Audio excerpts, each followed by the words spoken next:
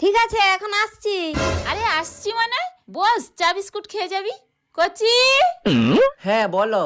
দোকান থেকে 1 প্যাকেট ভালো বিস্কুট এনে দে তো, কাকিমাদেরকে চা বিস্কুট দেবো। আচ্ছা ঠিক আছে, এনে দিচ্ছি। কাকিমা ভালো আছো? হ্যাঁ, ভালো আছি। কিছুক্ষণ পর কতদিন ধরো। ভেবেছি শুধু দেখবো যে তোমায়। তোরা বস, চা করে আনতেছি। এই জীবন ছিল নদীর মতো গতিহারা দিশাহারা, ওগো তোমার